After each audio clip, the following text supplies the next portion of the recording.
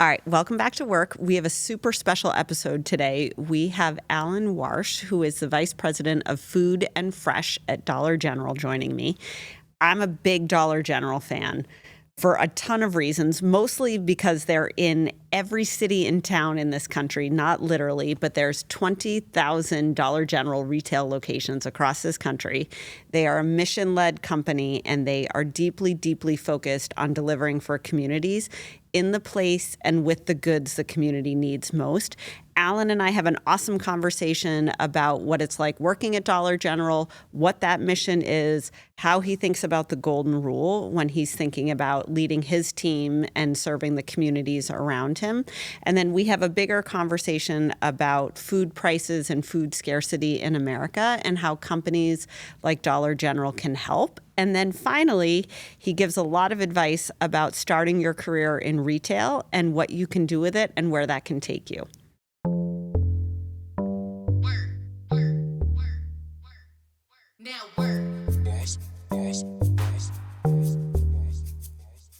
All right, I'm here with Alan. Alan, I'm going to let you introduce yourself, and then I have about 17,000 questions. Okay, that's great. No pressure. Alan Warch. I'm the Vice President of Food and Fresh for Dollar General. And me and my team really focus on the assortment, the promotion strategy, pretty much the end-to-end of the merchandise that you find in our stores. Okay. And that's the center store products that you find, so pasta, cereal, things like that. And then it also includes fresh produce, which we're really excited about in our offer, and fresh meat as well. So that's awesome. Yeah. Okay, and we're having a conversation. Alan's here because we have a big to-do tonight at Food 52, and we're talking about doing good and doing good work, which I love that you guys are about. But can we just talk about Dollar General for a second? Sure. I think Dollar General is so genius. That's awesome. Like, you can go to any state in this country and find a Dollar General, like a lot of them. Yes, right. So there's 20,000 Dollar General stores. That's right, over 20,000, and we're That's across a lot of stores. We're across the U.S. and I mean we are bringing Dollar Generals to markets where people really need us. You think about 100%. Grocery stores, we're not a traditional grocery store, but we're that true general store that really doesn't exist anymore. Yeah, it's so funny. It's actually kind of old school where like there's a bunch of stuff on the shelf, and there's basics and staples and surprises and essentials. Like it's really neat. Okay, and just for comparison, just because I don't think people appreciate this, because I didn't appreciate it, in comparison to the number of Target stores, there's like 1,900. So there's under 2,000. So you're 10x the size of Target. We in produce, alone we have over 6,700 stores with produce, which makes us the country's largest produce retailer per points of distribution. That's incredible. And you get wild. No shine for it. Well, awareness is something that we really we really need. A lot of folks maybe haven't been into a Dollar General in some time, but we're putting a lot of energy into that, just letting people know what we have to offer. It's awesome. So if you were to give somebody a pitch about why go into a Dollar General, like what would you say? Other than why not? Okay. No. 100%. I think what I would pitch is. We have a great range of products that are what you would expect to see. So whether it's the national brands like a Kellogg's product or Kraft or Heinz or any of those types of products. Brands you recognize. Brands you recognize. On top of that, we also have an amazing line of private brand products. So if you're really trying to stretch that budget as much as you can, we have amazing national brand equivalent type products. Yep. And then more than that, you can really get a full basket shop in our stores now. Yeah. So even in our smallest format stores, we have dairy and frozen foods and deli products, but then the center store foods, and then when your kid tells you, hey, I have a project due tomorrow 100%. And I need supplies, we have that stuff too. And it's all, I think what's so interesting right now, like I was reading something the other day with inflation, and there's obviously a lot of consumer uncertainty, that the need to stretch your dollar, like someone was describing like Walmart is the new high-end retail. But I think what's so awesome about Dollar General is just like it's so pure to what it's trying to do, which is help you stretch your dollar and also give you what you need. And I think what's really incredible is the way you're stretching that into produce and fresh foods. And you can really nourish a whole family, from arts and crafts to oatmeal to avocados. And that's really unique. Yeah, and it's a journey. I mean, we are trying to graduate from a fill-in type of offer to more of a fill-up type of offer. So, and we have a team of amazing category managers, buyers that all work together, and it's really it's an end-to-end process to do that. And when you're in 20,000 locations, yeah, it's insane. Your supply chain must be insane. Yeah, it is. We do things that, it's not easy or anybody would have done it. Yeah. But we're really proud of it because, our mission is serving others. And what made Dollar General come to life? Like, when was it founded? Do you know? 85 years ago. It started as a wholesale operation, and then about 70 years ago, it kind of morphed into more retail. And it's Cal Turner. His impact to kind of the mission has pretty much never changed. So it's one of those. It's one of those environments where nobody has to guess what we're there to do. Yeah, it's super clear. And it's pretty rare. It's pretty rare to see that, but you really just know end to end. We know what we're there to do: serve others, and you do that through anything possible, from keeping value top of mind to coming up with the best offers within a segment of products, to the way the store is designed, and to drive access. Whether that's through more advanced digital capability. Our app is amazing. People can save all sorts of money through use of our app, or things like partnerships with DoorDash that we have. So, really end to end, everybody's marching on the same beat. It's so cool because I was walking to work this morning. It's like 1 billion degrees in New York City. You're probably used to this from Nashville. It's pretty hot there too. Is this what it's like all the time in Nashville? It can be pretty hot, yeah. Like, how many extra shirts do you wear a day? Like, I'm lucky. I have got here. Sweaty? I'm good. Yeah, you're like, this is cool. Yeah. I'm like melting. But anyway, so I'm like at the intersection of like 40th and I don't know, Lex or 3rd. I'm like melting. And then I was thinking about this thing I was reading last week on LinkedIn about how Walmart is now kind of bragging that they're digital so smart that it's digital markers on the shelves. So they know when it's really hot out that the icy Cokes or the popsicles, the price is going up. And so I was thinking about it this morning because I was like, people like me in the marketing space must think that's so smart, right? Like, it is smart. It's using technology. It's sophisticated. But from a consumer perspective, you're just reminded that you're the product and you're just going to get screwed every way down the line. And I think, like, I always go to the Dollar General near where my mom lives with my mom because it's just fun to go to the Dollar. Like, it's kind of random and you're like, see what you can get.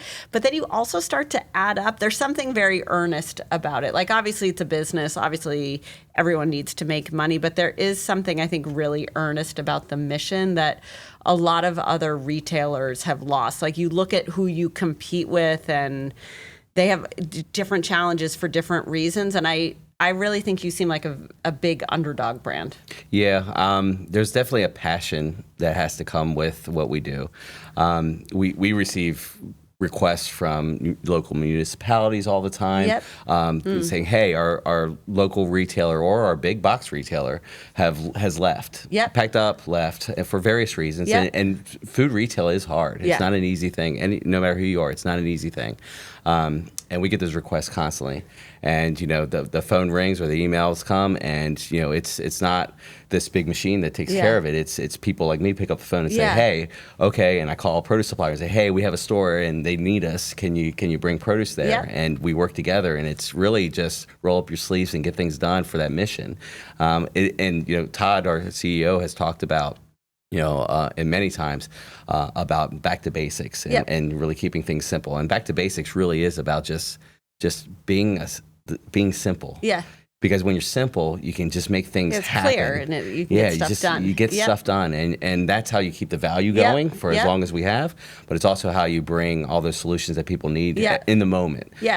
Retailers need to go to where the customer is in the moment, and that's what we try to do. Yeah, I love that. I think it's a lot of. I think what's also very cool about Dollar General is a lot of big marketers have gotten lost in terms of, like, the marketing department sits in some ivory tower with an agency in some big city, and you kind of lose the feel. And I think what's really neat is with 20,000 doors and being in so many communities, it's almost kept you very real. And that simplicity is obviously essential because of the size, but also the structure of what you're trying to create. Yeah, absolutely. That's awesome. So let's talk about sustainability and food scarcity. Like you're here at Food 52. We have a big discussion on this tonight. What do you see happening in this country right now as it relates to accessibility to fresh food, to good food, to quality food, to food at a price that's affordable? Like, what do you see happening in that? I think food accessibility. It's not a root problem. There's not a one problem to solve. Got it. I think there's a myriad of problems that contribute. Food accessibility could be different based off the household needs. Yep. And a great example is, there are folks that maybe just don't have the transportation. Yep. So it's like, okay, where can I access well-rounded meal solutions or well-rounded baskets where I can get it, whether it's through public transportation or it's just right up the road. But then there is obviously affordability plays a role. And I think that's, like, in my opinion, I think that's the conversation is we're not chasing one problem. It's really, let's really understand all of the different variables, and you're going to just start plugging along to try to solve one at a time, or at least alleviate one at a time. Yep. And what we do, with our rural communities and how we expand in our footprint in rural communities, I think that's a big part of getting that access solved. It's interesting. It's almost though Dollar General is going, you're moving into places where there's vacuums, or you exist in a place where nobody else does. And have people criticized that strategy, or how do people think about that strategy? Well, I mean, are people like, you guys are crazy? I think there's obviously lots of opinions about lots of things. We just stay true to what our mission is, to serve the community. We have a whole team that analyzes the markets that we bring our stores to, as well as where we bring other offers within the store. So an existing store that could use produce, we will examine that and say, okay, this is a great store to put produce in. So I think we just keep our eye on the prize. You're like, the mission. Really, it's that simple.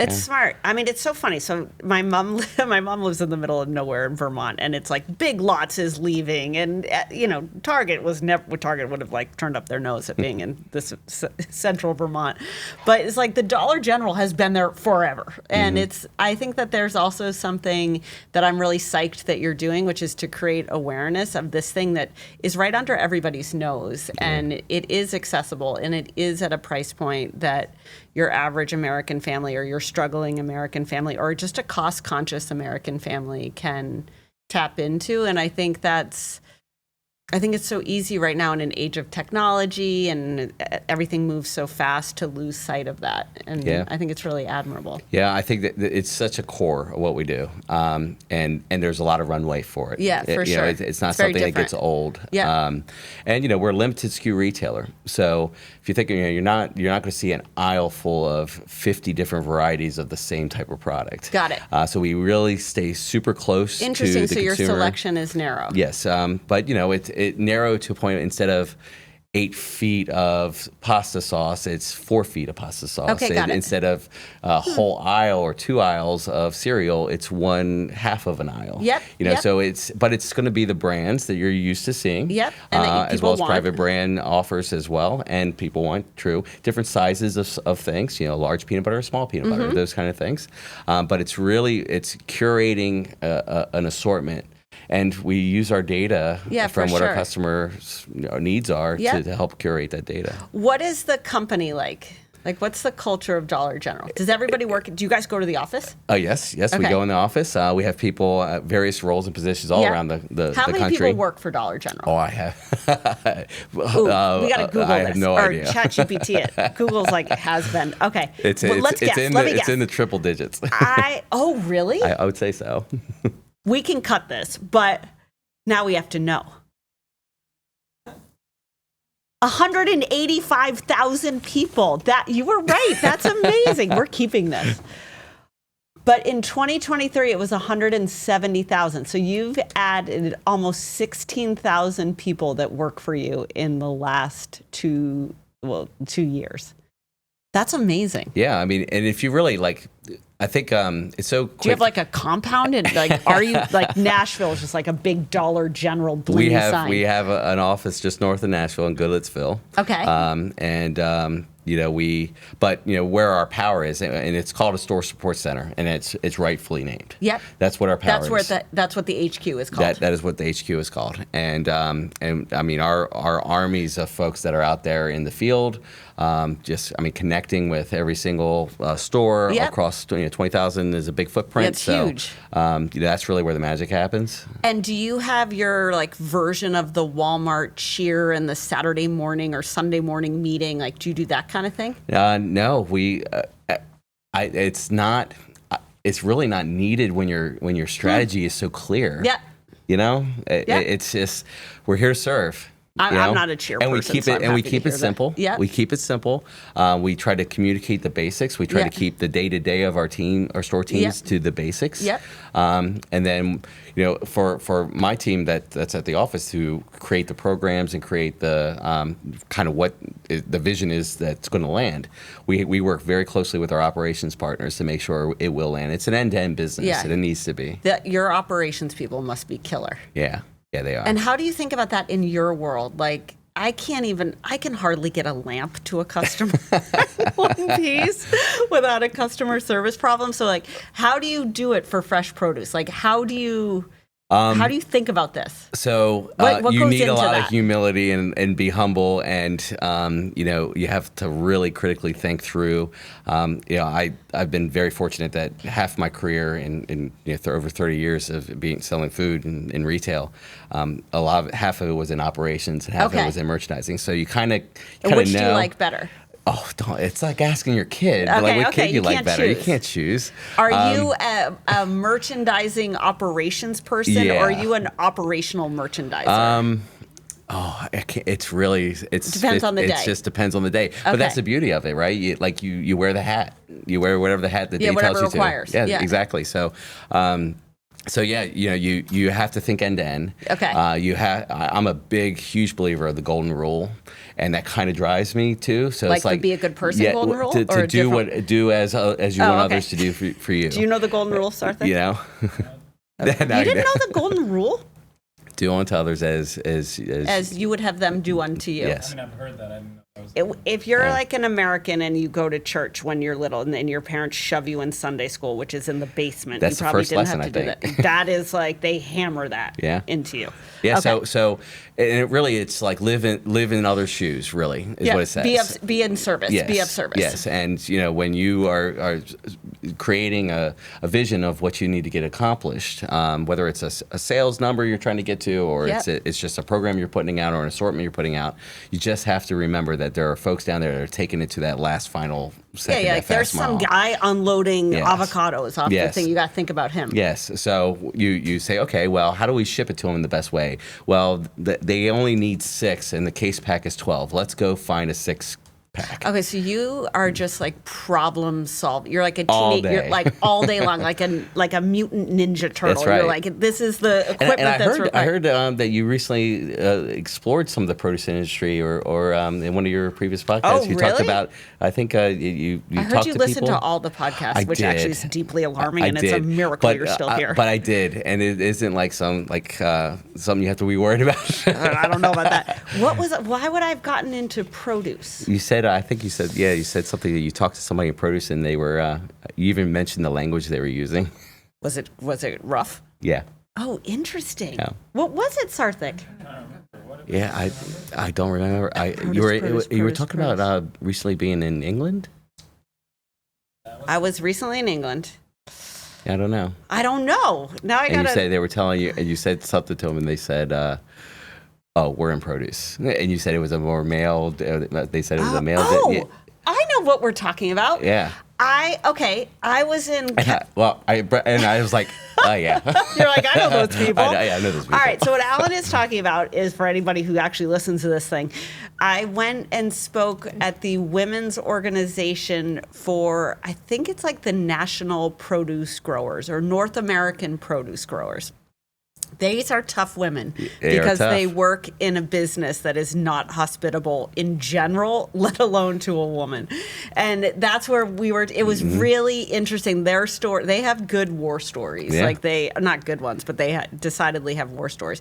But you don't realize it was really interesting. I don't come from your world. But it was really interesting, like the logistics and things like the weather, the soil, the crop size, how do you get apples from New England into a store? And like, it's really interesting. Like the modes of transportation, the cost that goes, refrigeration. Like it sounds stupid, but it's actually so interesting. It's the biggest Rubik's Cube you'll ever absolutely. have. And that's why I bring it up, because it's like when you really understand that whole path, it doesn't end when they're done. Yeah, absolutely. It just keeps on it's going. a pass the baton. Yeah. And it goes to whoever's trying to get it to the consumer. Yep. And it's a pretty dynamic and amazing industry. So how did you get into that? I came up through retail stores. Okay. I started in grocery stores when I was 14. Okay, like working in the grocery Yeah. store. Was that your first job? It was my first job. It was kind of a family affair. My stepfather was vice president of Shoppers Food Warehouse in Maryland many years back, a private retailer. My mom was in the CPG space, worked for Frito-Lay and Boston Popcorn and lots of different brands. My grandmother was a meat wrapper. My grandfather was a meat cutter. Oh, that's cool. Uncle was a meat cutter. Okay. So it's just kind of a family thing. So it's in your DNA. it's kind of in my DNA. And as a kid, we grew up with less than many. Yeah. Food was kind of like scarce and things. You got what you got. You got what you got. So you kind of learn and when you're in families like that, food does become the center of your more significant. ecosystem. It's the family events and the things like that. Just kind of graduated into that family business, if you will, and managed stores. Then had an opportunity. Sorry, can I interrupt you? How do you feel about that as a first job? I have 3 daughters, and my 2 work-aged daughters both work in a grocery store.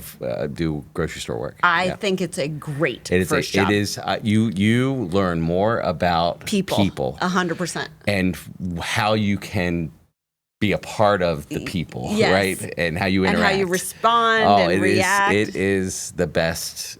I'm a big proponent of that. Everyone should work in the restaurant business. Yeah. I think that's a very good business, but I think right up there is working in grocery. It is the best environment to learn so much. Service, you learn friction, you learn math and problems money that come from everywhere. Yeah, especially when you go into management, and you're responsible for the livelihood of 50 to 100 people in your store, and then the customers. I mean, thousands of customers coming in and out. It's just some are it's irrational amazing. and few are pleasant, and I think that's a great experience. Good for your girls. That's awesome. Yeah. Okay, so you got a taste of it early. Yeah. And you were like, "This is my family's teachers." And I had an opportunity to go to at my time with Kroger to go into category management in Cincinnati. Okay. And I went in. It was a desk and a computer, and said, "All right, it's time to figure it out." Yeah. And so you're really a problem solver. Like this is, and it's interesting. So give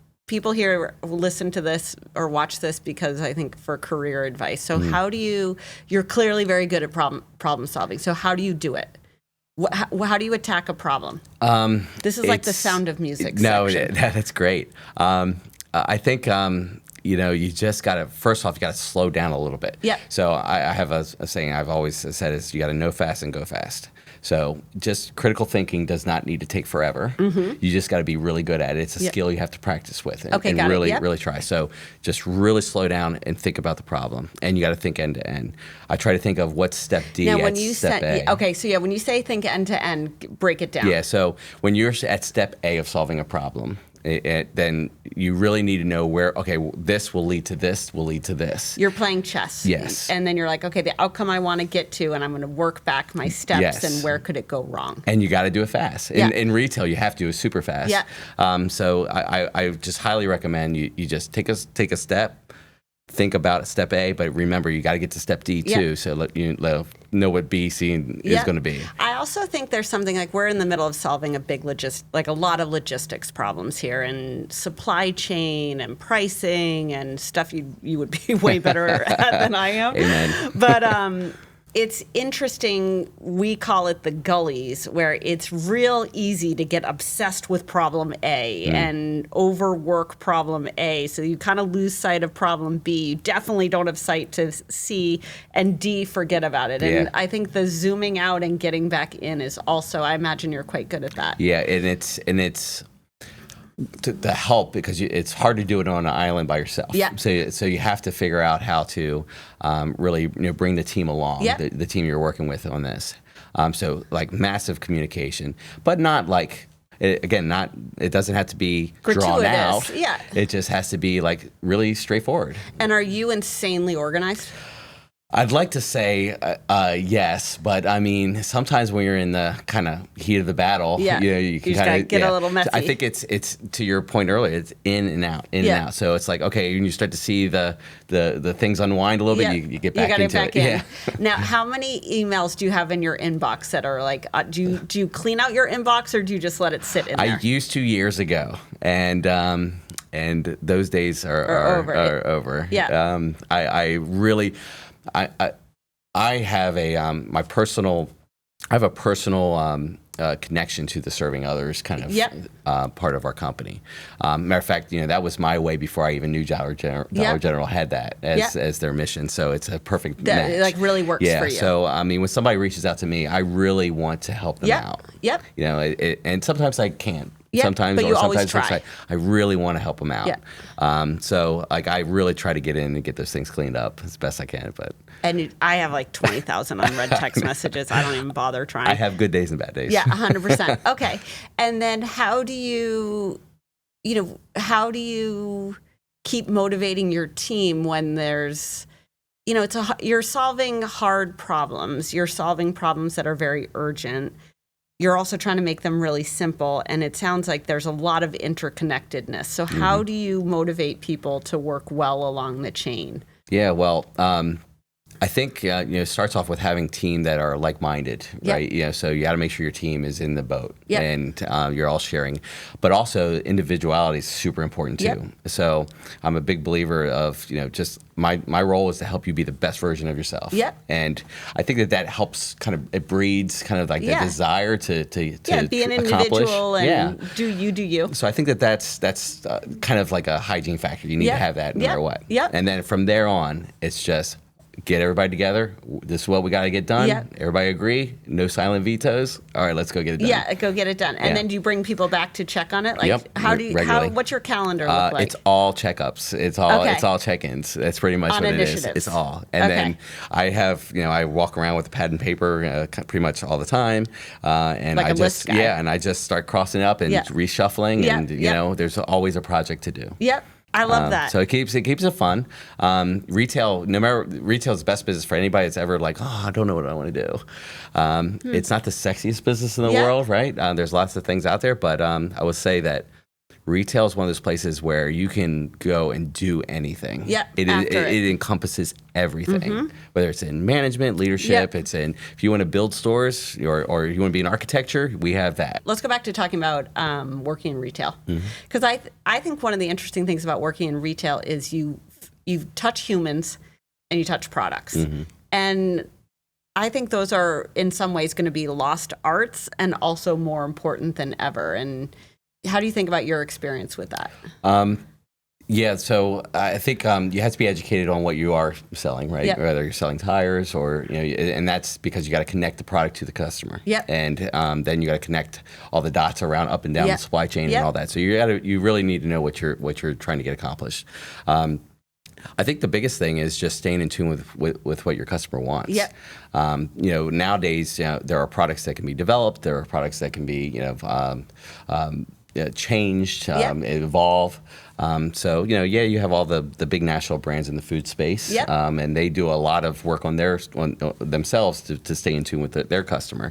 But as a retailer, it's really just got to keep your ear to the ground and then let the customer take you where they want to take you. They want you to go. But then you got to meet them there too. So it's really a lot of just keeping your ear on the ground. And so, sorry, when you look at the 20,000 stores, do you look at, are all of them configured exactly the same? We have some different format types. Okay. Some of it has to do with just evolution over time. Yep. You learn and you grow and you change. Some of it, we have larger box formats and some smaller in our normal size formats.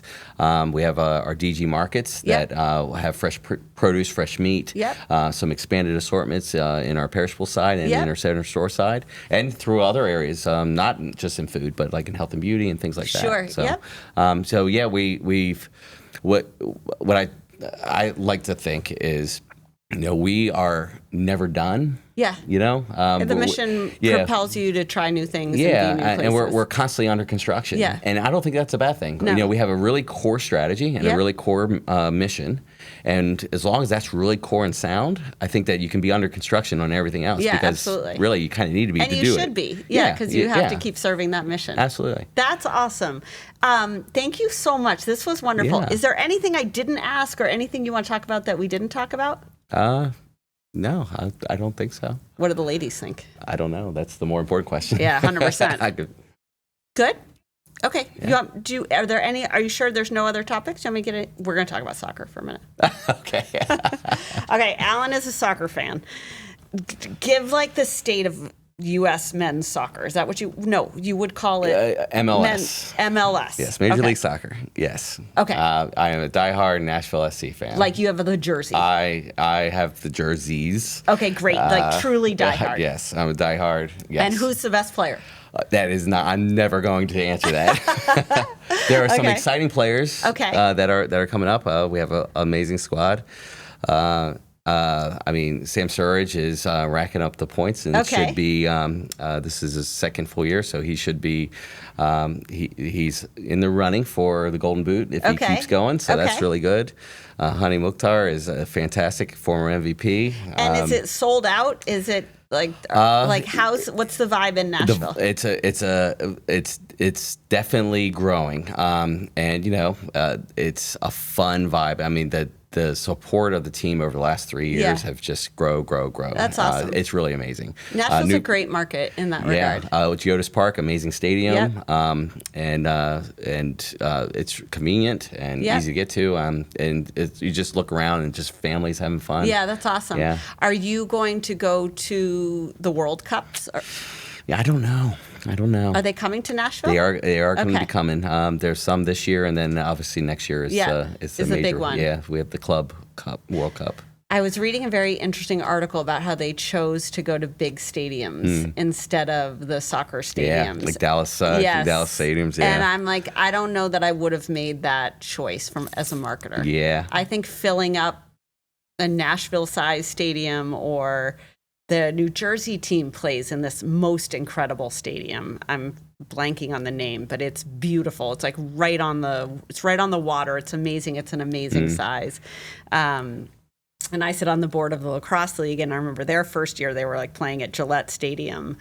And it just looked sad. And then the next year they played at the soccer stadiums, and it looks great. So I'm like, that's kind of interesting. There's never. I've been to a season ticket holder, so I go to as many games as I possibly can. Yeah. Bring my daughters. And they're fans too. Yep, they're fans too. So I have 3 daughters, so we rotate the tickets. Okay, got it. And somebody's always left out. Somebody's always left out. Sorry, kids.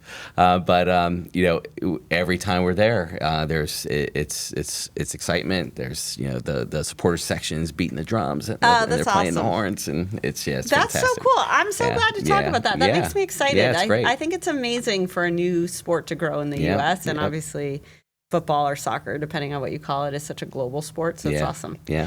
Alan, thank you so much. This Absolutely. was wonderful. Congratulations on everything you're doing. It's Appreciate so cool. Appreciate it. Awesome. Now work. All right. So that was Alan. I clearly got to study up on my MLS, but awesome conversation. We actually kept talking for quite a while after the camera stopped rolling about the logistics and supply chain of Dollar General, which is pretty staggering when you consider 20,000 retail location. I can't even imagine how many SKUs they have and how many items sit behind that. You can imagine adding the complexity of fresh produce and how you get those things to market and how you make sure they stay viable for the customer. So there's like so much happening at Dollar General. That was an awesome conversation. If you haven't already, go to a Dollar General, support your local Dollar General. If you have a community near you or you live in a community where food scarcity is an issue, there's 50 million Americans as of, I think, 2023 who are navigating food insecurity. Give to your local food bank, support your local pantry, do something that advocates for people to get what they need to be nourished so that they can lead their best lives. And thank you, as always, for listening.